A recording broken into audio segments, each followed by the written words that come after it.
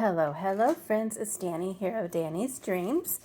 And if you happen to be in the Not Too Shabby Facebook group last Wednesday night, expecting my live, you will have seen that I had technical problems. For whatever reason, Facebook just said, no, you can't do a live in that group. So I said I would make a video showing what we were going to create that night. Life kind of happened, so I'm a little bit more delayed than I wanted to be, but here is the video. And in case you didn't see the previous video, we're going to be using the Not Too Shabby Stamp and Die of the Month for February 2023. It's Spread Your Wings. Has these gorgeous butterflies, wonderful sentiments. The dies cut everything out, including the sentiments. And I'm also going to be using this Pink Roses paper pad because it's just so pretty and I think it works really well with these butterflies. The two previous cards that I created are these. I will also try to remember to link the video where I first showed these in the description box below. So let's get started. I have to say this is not my original design. I will leave the original tutorial down below. It's from Split Coast Stampers. I already colored the butterflies just for convenience. And then you're going to need a 4x7 piece of cardstock. And then we're going to score it at 3 1/4 each side.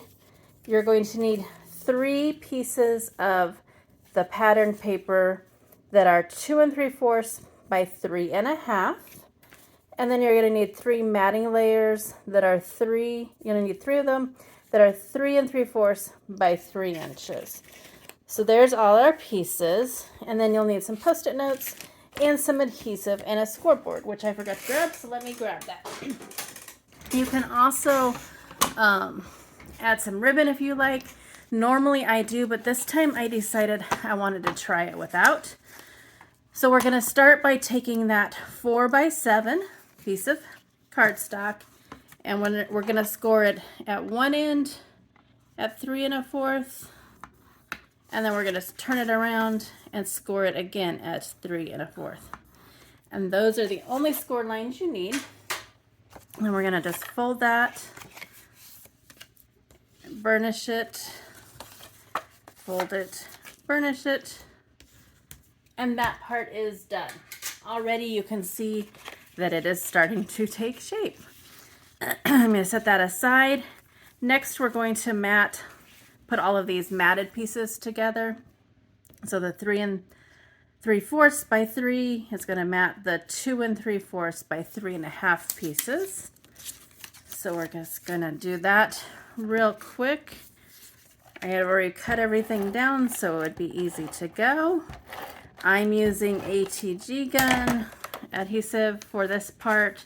You can use whatever works for you. I know a lot of people like the liquid glue. This part isn't as kind of like important as the part that holds the Post-it note. That one you really want it to be a sturdy adhesive. I will be using some tear tape, kind of like score tape. Again, we're just matting these pieces.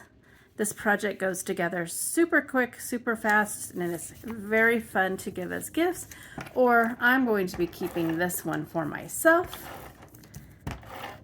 because I give away stuff and I decided that I'm ready to just start keeping stuff that I create. All right, easy peasy. Next, we're going to go ahead and add these layers to our base here. I want that big butterfly to be on the front, so I'm going to put a pattern paper behind it that doesn't really clash with it.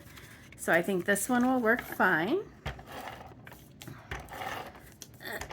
Excuse me. I have a little something going on today. I think it's a cold maybe, I don't know.